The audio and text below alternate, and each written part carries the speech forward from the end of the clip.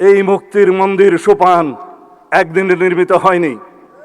এই সোপান নির্মিত হয়েছে 2009 থেকে শুরু করে 2024 পর্যন্ত।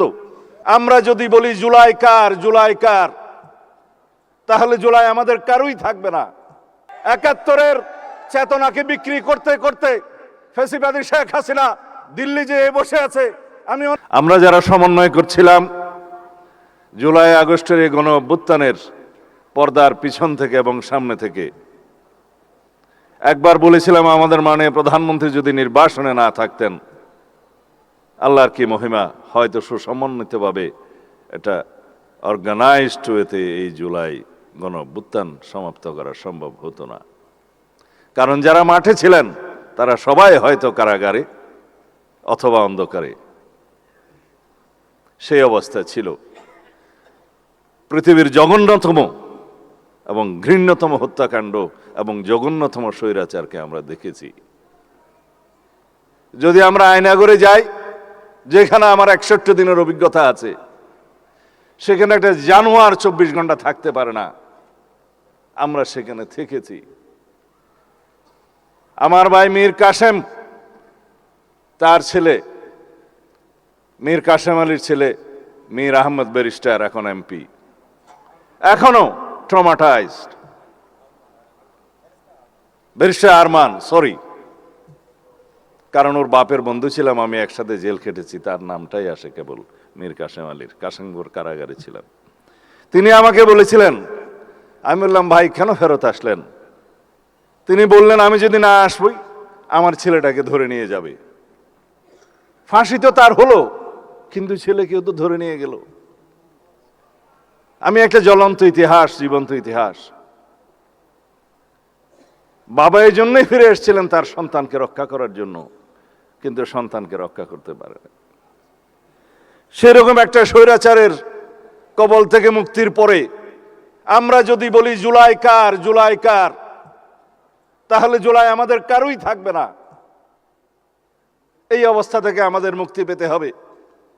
পৃথিবীতে অনেক জাতি আছে স্বাধীনতার জন্য শতবর্ষ সংগ্রাম করে, কোনোদিন স্বাধীনতা পায় না।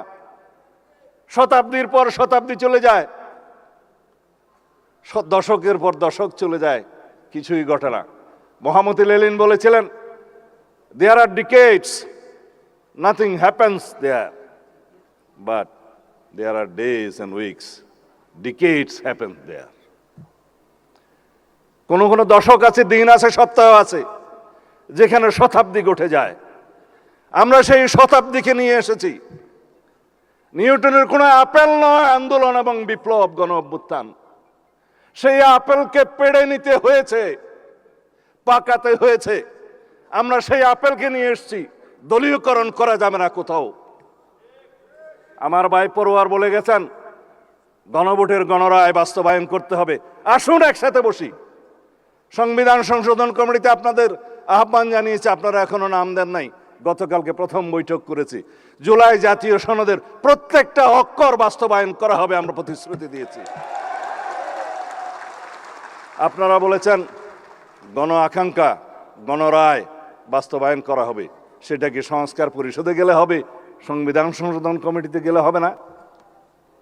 আমি একবার বলেছিলাম, তাল ধপ করিয়া পড়িল না পড়িয়া ধপ করিল এক কথাই, বাট কনস্টিটিউশনাল প্রসিডিউর হচ্ছে অ্যামেন্ডমেন্ট নেয়া। প্রত্যেকটা অ্যামেন্ডমেন্ট হচ্ছে এক একটা সংস্কার। এইভাবেই আমাদের বুঝতে হবে। মাঠের রাজনীতি করতে পারবেন, সংস্কার কমিশন করবেন, বা জাতীয় সংস্কার পরিষদ করবেন, সাংবিধানিক সংস্কার পরিষদ করবেন, দিস ইজ অল ওয়ার্ডিং। কিন্তু প্র্যাকটিক্যাল যেটা আসতে হবে অ্যামেন্ডমেন্ট, সেটা গ্রহণ করতে হবে পার্লামেন্টে। And that would be the 18th amendment of the Constitution, which would be historic constitution in our century, যেটার প্রত্যাশা নিয়ে আমাদের শহীদরা শহীদ হয়েছেন, যে আকাঙ্ক্ষা নিয়ে গণ অভ্যুত্থান হয়েছে, যার জন্য আমরা সংগ্রাম করেছি। আমার নিজের 10টি বছর নির্বাসনে গিয়েছে, তাকে আমি বৃথা যেতে দেব না। গুম কমিশন আমরা অধ্যাদেশ পাশ করি নাই, কিন্তু গুমের উপর প্রতিকার এবং গুম প্রতিরোধ আইন নিয়ে এসেছি। আগামী পার্লামেন্টে আসবে ইনশাআল্লাহ, যেটা সিস্টেমেটিক এনফোর্স ডিসঅ্যাপিয়ারেন্সের জন্য আইটিসি অ্যাক্টের বিধান আছে, সেখানে মৃত্যুদণ্ড সহ কড়া শাস্তি আছে। বাকি সবগুলো ডিফাইন করেছে আমরা গুম প্রতিকার ও গুম প্রতিরোধ আইনে, যেগুলো আপনারা আইনটা নিয়ে আসলে দেখবেন, আমরা এখনও ওয়েবসাইটে দিয়েছি, ওখানেও দেখতে পারেন। সেই অগ্নিঝরা জিনগুলো আমি যদি লম্বা বক্তব্য দিই, মাননীয় রাষ্ট্রপতির সময় থাকবে না। এখানে আপনারা অনেক অপেক্ষা করছেন, কিছু বিভ্রান্তিও মাঝখানে হয়েছে, যার জন্য আমার অনেক কথা বলার ইচ্ছা আছে, তবে অনেক কথা আজকে যাব বলে কিছু কথা না বলি।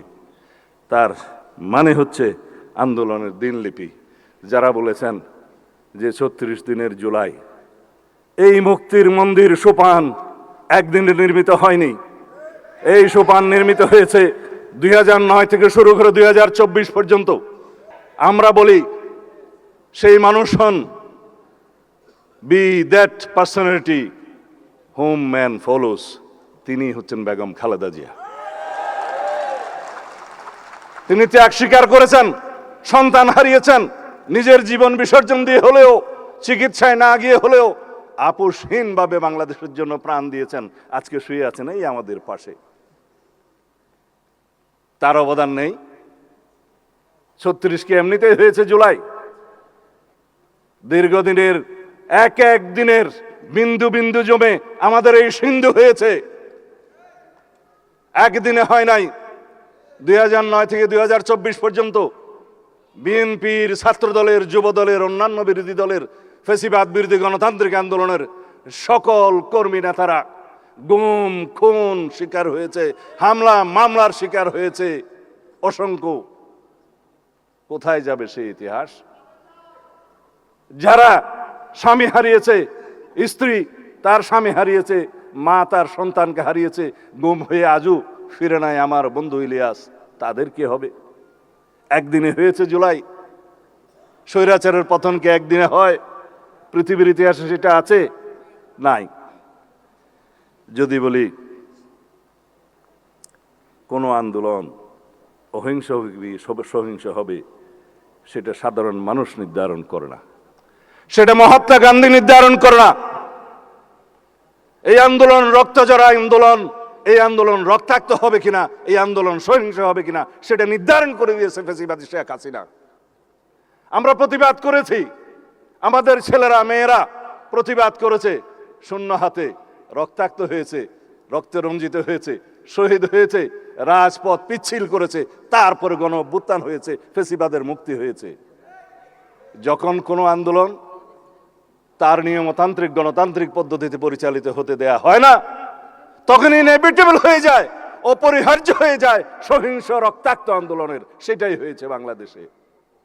2009 থেকে 2024-এর সেই সোপানগুলো বাদ দিলে জুলাইয়ের 36 দিনে কি এই আপেল টপকিয়ে পড়েছে নিউটনের আপেল? না। বন্ধুদের বুঝতে বলবো, যারা জুলাই চেতনার উপর নির্ভর করে রাজনীতি করছে, সেই রাজনীতি করা যাবে না। 71-এর চেতনাকে বিক্রি করতে করতে ফ্যাসিবাদী শেখ হাসিনা দিল্লি যেয়ে বসে আছে।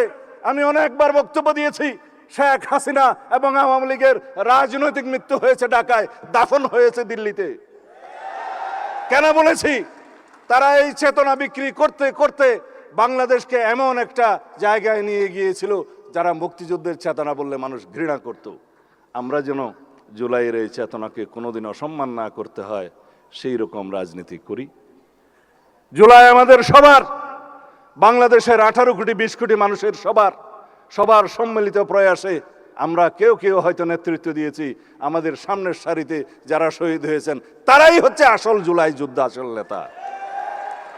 তাদের আকাঙ্ক্ষা বাস্তবায়ন করাই হবে আমাদের জন্য ফরজ।